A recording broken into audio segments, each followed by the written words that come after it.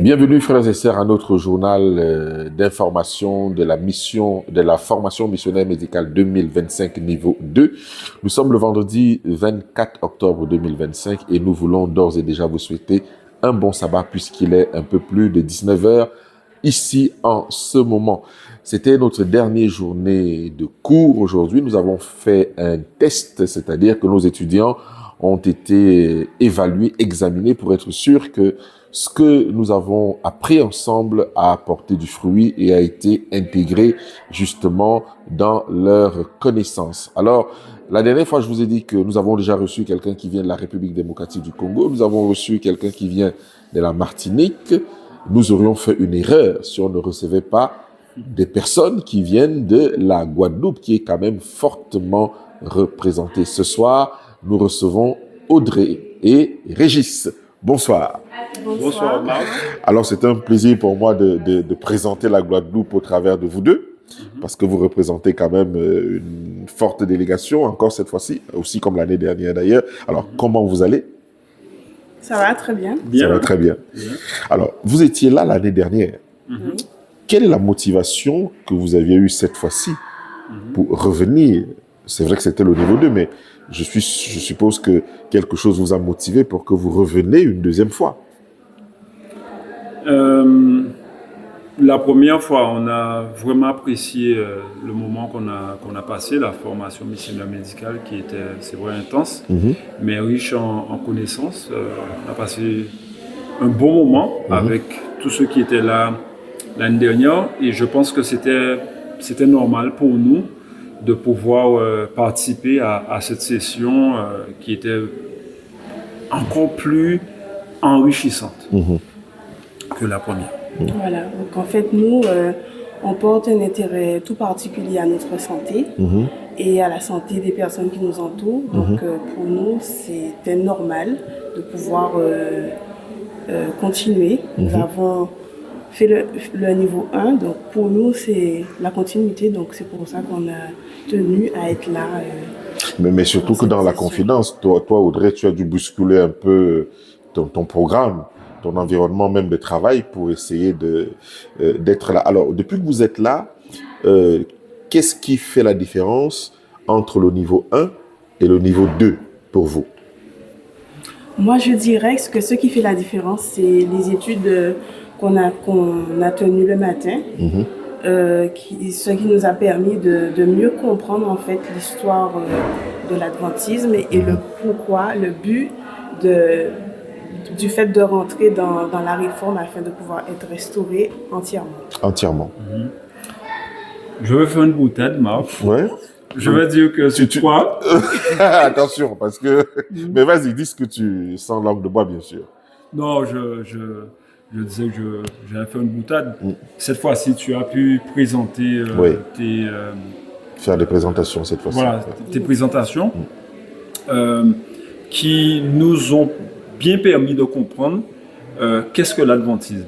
Qu'est-ce que l'adventisme, le pourquoi en fait du missionnariat médical et ça nous permet justement de nous recentrer. C'est vrai que notre autre formateur, Denis, nous a bien fait comprendre que le missionnaire médical est avant tout quelqu'un de spirituel, qui est connecté à Dieu et qui ne va pas se contenter d'avoir certaines pratiques de guérison pour guérir, mais c'est quelqu'un qui va en fait se laisser conduire par Dieu pour pouvoir apporter une solution de guérison. Et le message, c'est un message intégral.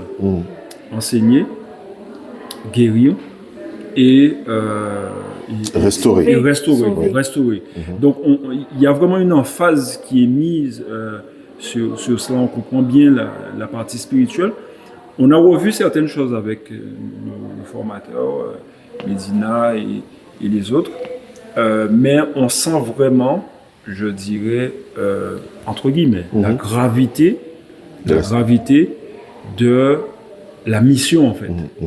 Dieu compte sur nous et je peux dire que je repars d'ici avec une conviction, en fait, que si je suis un adventiste, Je dois être un missionnaire médical plus que tout.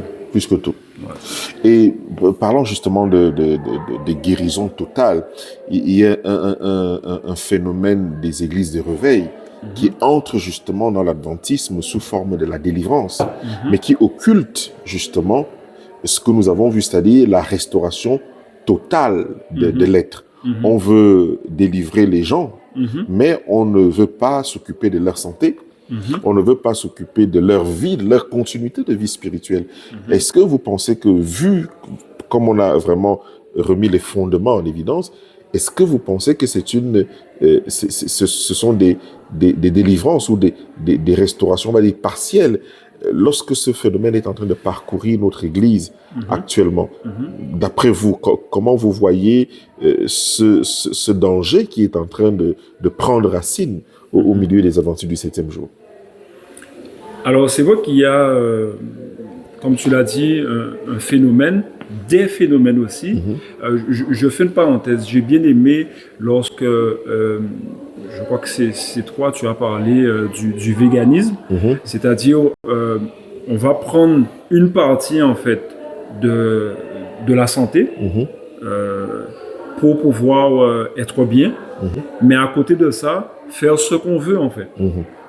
Vivre comme on veut, faire les choix qu'on veut, sans Dieu, en fait, mettre Dieu à part. Donc ça, c'est vraiment édulcorer le message. Alors, pour revenir justement à ce que tu disais, c'est vrai qu'il y a un certain nombre de phénomènes dont les phénomènes de délivrance où on va prier, on va faire un certain nombre de choses, mais après, où il va manquer quelque part quelque chose qui permettra justement à cette personne d'être touchée dans ces différentes dimensions, en fait. Voilà, c'est ça qui va manquer, ouais. Voilà. Et ce qui fait la particularité de cette formation, du message et de l'adventisme, c'est que l'adventisme, en fait, ne cherche pas juste à parler de spiritualité d'un côté ou de la santé d'un côté, mais le message de l'adventisme est un message vraiment holistique qui restaure l'individu dans toutes ses composantes, et ce qui fait de l'adventisme quelqu'un à part.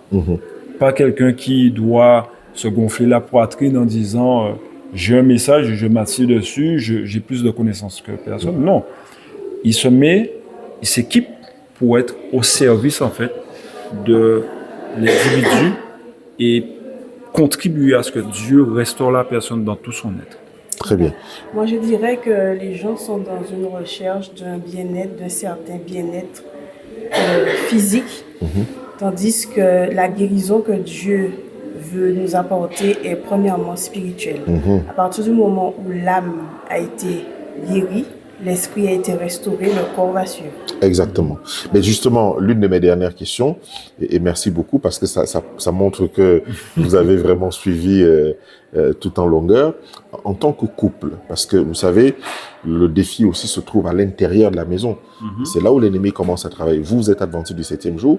En tant que couple, comment voyez-vous l'impact et la mise en pratique justement de ce message? Alors, en tant que couple, c'est une bonne question. Je dirais que le fait d'être deux, c'est une force. Pourquoi? Parce que si je suis faible dans certains aspects, elle est là pour pouvoir m'aider, m'encourager, même parfois me corriger, et inversement. Et je pense que en étant dans la même dynamique, voilà. Et en faisant de ce message nôtre,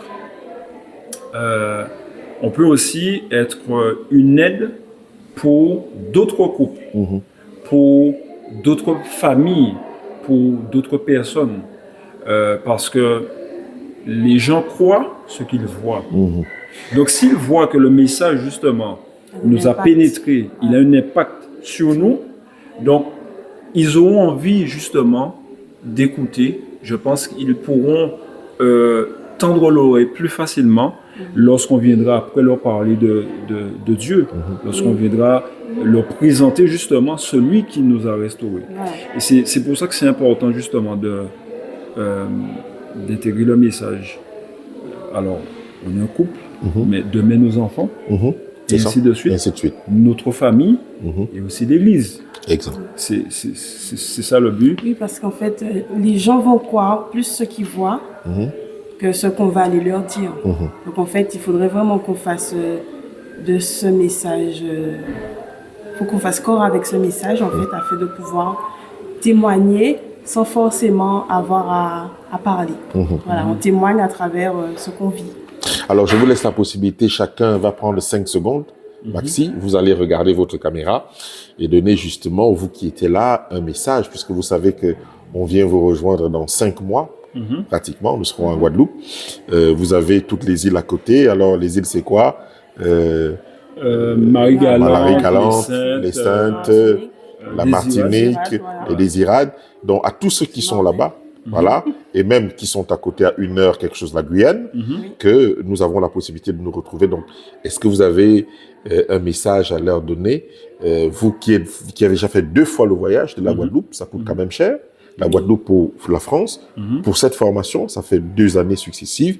Est-ce que vous avez un message à leur donner pour leur dire, écoutez, on se rencontre tous en Guadeloupe, parce que vous avez fait l'expérience de cette formation, et je pense que celle de la Guadeloupe sera pour moi meilleure, parce qu'on a déjà tous les outils réunis depuis 2 ans pour que les choses se passent bien. Alors, je commence par Audrey. Est-ce que tu as un message? Tu regardes juste ta caméra là-bas et tu t'adresses à... Je dirais que ça vaut le coup de faire le déplacement. Vous n'allez pas le regretter. Si nous, on a fait le déplacement 2 fois, c'est que ça nous apporte vraiment quelque chose et venez. C'est tout ce que j'ai à dire. Moi, je dirais que ça vaut le coup, effectivement, parce que ceux qui nous forment sont engagés eux-mêmes dans la mission, dans le missionnariat médical.